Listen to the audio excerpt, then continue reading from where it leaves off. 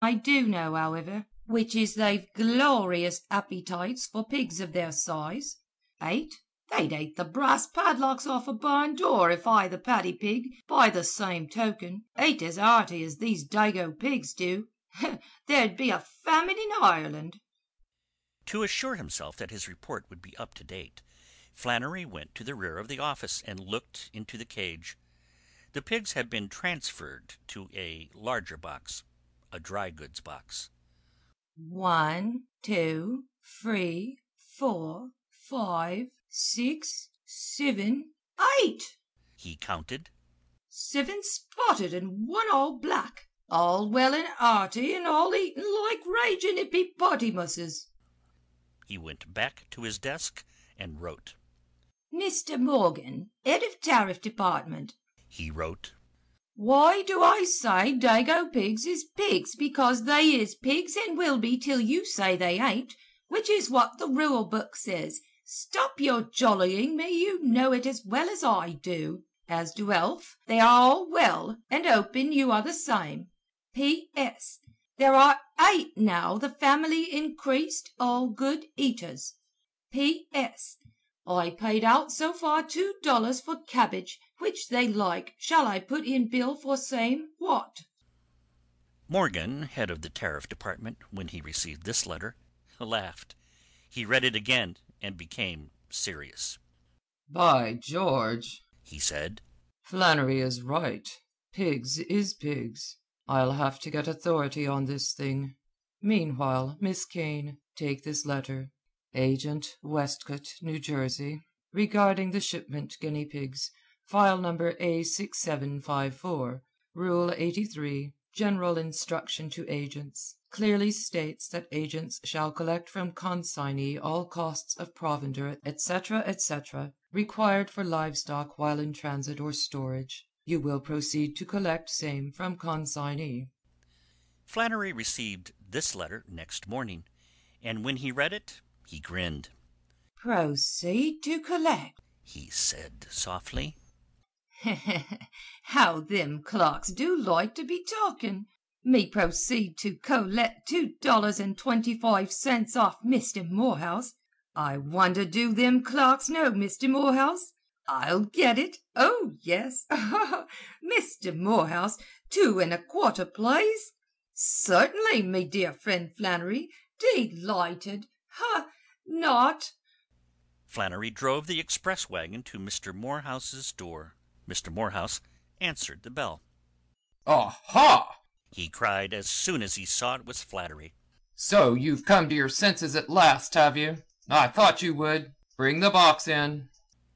I have no box, said Flannery coldly. I have a bill against Mr. John C. Morehouse for $2.25 for cabbages eaten by his dago pigs. Would you wish to pay it? Pay? Cabbages? Do you mean to say that 2 little guinea pigs? 8. Papa and Mama and the 6 children. 8. For answer, Mr. Morehouse slammed the door in Flannery's face. Flannery looked at the door reproachfully. I take it the consignee don't want to pay for them cabbages, he said. If I know signs of refusal, the consignee refuses to pay for 1 dang cabbage leaf and be hanged to me.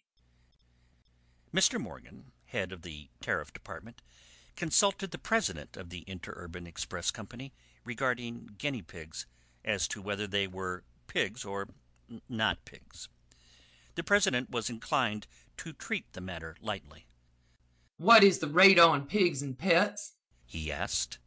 Pigs 30 cents, pets 25, said Morgan. Then of course guinea pigs are pigs, said the president. Yes, agreed Morgan. I look at it that way too. A thing that can come under 2 rates is naturally due to be classed as the higher. But are guinea pigs pigs? Aren't they rabbits? Come to think of it, said the president, I believe they are more like rabbits, sort of halfway station between pig and rabbit. I think the question is this: are guinea pigs of the domestic pig family? I'll ask Professor Gordon. He is authority on such things. Leave the papers with me. The president put the papers on his desk and wrote a letter to Professor Gordon.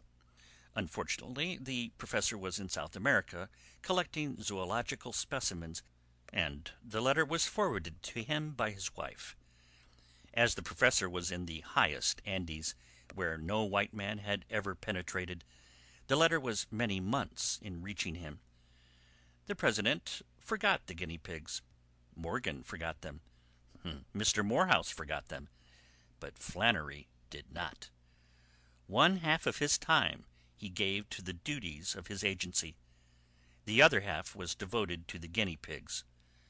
Long before Professor Gordon received the president's letter, Morgan received one from Flannery. "About them dago pigs," It said. "what shall I do? They are great in family life. No race suicide for them. There are 32 now. Shall I sell them? Do you take this express office for a menagerie? Answer quick."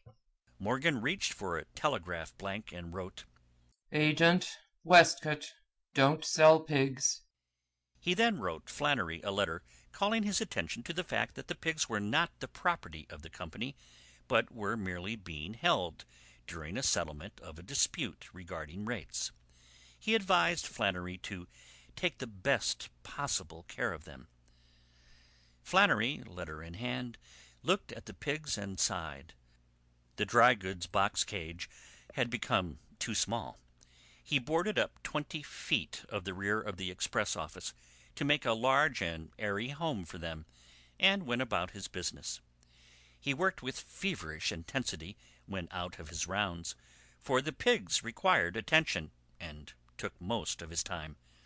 Some months later, in desperation, he seized a sheet of paper and wrote 160 across it and mailed it to Morgan.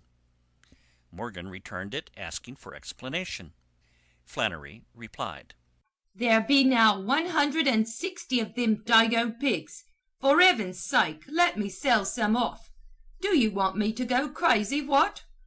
Sell no pigs, Morgan wired. Not long after this, the president of the express company received a letter from Professor Gordon. It was a long and scholarly letter, but the point was that the guinea pig was the Cava aparoea, while the common pig was the genus Sus of the family Suidae. He remarked that they were prolific and multiplied rapidly. They are not pigs, Said the president decidedly to Morgan. The 25-cent rate applies.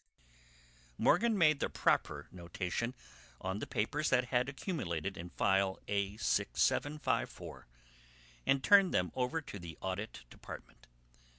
The audit department took some time to look the matter up, and after the usual delay wrote Flannery that as he had on hand 160 guinea pigs, the property of consignee, he should deliver them and collect charges at the rate of 25 cents each. Flannery spent a day herding his charges through a narrow opening in their cage so that he might count them. "Audit department," He wrote when he had finished the count. "you are way off. There maybe was 160 dago pigs once, but wake up don't be a back number. I've got even 800. Now shall I collect for 800 or what? How about $64 I paid out for cabbages?" It required a great many letters back and forth before the audit department was able to understand why the error had been made of billing 160 instead of 800, and still more time for it to get the meaning of the cabbages. Flannery was crowded into a few feet at the extreme front of the office. The pigs had all the rest of the room, and 2 boys were employed constantly attending to them. The day after Flannery had counted the guinea pigs, there were 8 more added to his drove, and by the time the audit department gave him authority to collect for 800, Flannery had given up all attempts to attend to the receipt or the delivery of goods. He was hastily building galleries around the express office, tier above tier. he had 4,000